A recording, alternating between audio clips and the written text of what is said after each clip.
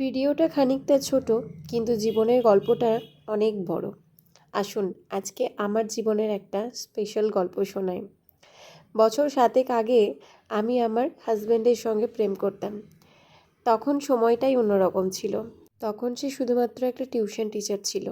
তার কিছু বছর পরে আমরা বিয়ে করি। প্রায় 6 বছরের মাথায় আমরা বিয়ে করি। তখন মানুষের মুখ থেকে প্রচুর প্রশ্নের সম্মুখীন হয়েছি। ছেলে কি করে, সরকারি চাকরি করে না, কিভাবে বিয়ে করলি, কিভাবে থাকবি, অনেক রকম কথা। কিন্তু সে একটা চাকরির পরীক্ষায় পাশ করেছিল, যেটা যন্ত্রণা প্রায় 9 বছর ধরে ভুগেছি। মানে কখনো পরীক্ষা হয়ে গেল, তো রেজাল্ট বের করে সেই রেজাল্টটা আবার ক্যান্সেল হয়ে গেছে। কখনো প্যানেল বেরোচ্ছে, সেই প্যানেলটা বেরিয়ে আবার সেটা ক্যান্সেল হয়ে যাচ্ছে। এইভাবে হতে হতে দুবার কাউন্সেলিং হয়েছে। এটা ছিল প্রথম বছরের কাউন্সেলিং। সে বছরও আমি গিয়েছিলাম, তখন জাস্ট নতুন বিয়ে হয়েছে। সেই কাউন্সেলিংয়ের সময় গেছিলাম, মাথায় এভাবে একটা ওড়না নিয়ে রাস্তার উপর বসেছিলাম। তারপরে অনেক অনেক প্রতীক্ষা করার পরে ও যখন ফিরে এলো, জানতে পারলাম ও একটা খুব ভালো স্কুল নিয়েছে মুরারইয়ের কাছে। কিন্তু কপালটা এত খারাপ যে সেই স্কুলটা আবার ক্যান্সেল হয়ে গেল, সেই প্যানেলটা আবার ক্যান্সেল হয়ে গেল, আবার নতুন করে কাউন্সেলিং হবে।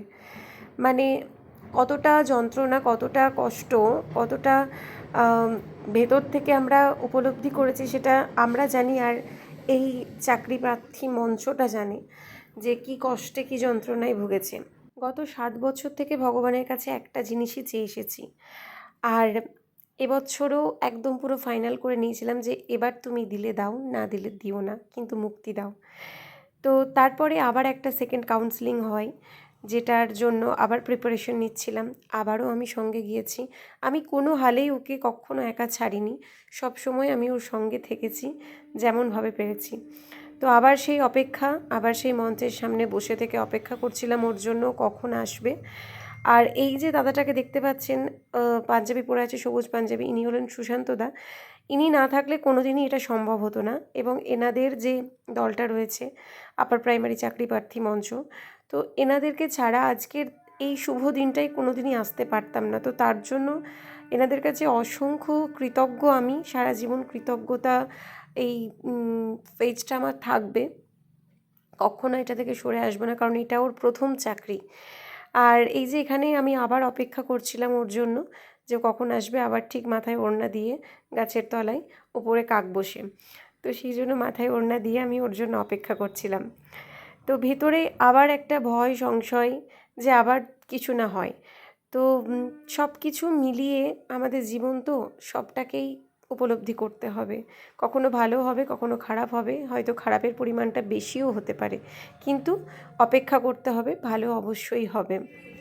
কোথায় কোথায় কোথায় আন্দি এলসিসি হাই স্কুল। আমি এতটা এক্সাইটেড ছিলাম তখন যে আমি একদম বুঝতেই পারছিলাম না যে কোন স্কুল পেয়েছে। তো দীর্ঘ প্রতীক্ষার পর প্রতীক্ষার অবসান হলো। আজকে আমার হাজব্যান্ড, আমার স্বামী, আমার পতি পরমেশ্বর হাই স্কুলের টিচার, আর আজকে হচ্ছে ওর প্রথম জয়েনিংয়ের দিন। আর আমি আজকেও গেছিলাম ওর সাথে। ওই যে বললাম আমি কখনো ওর সঙ্গ ছাড়ি না, সেই যে হাত ধরেছিলাম, আর আজকেও হাত ধরে আছি।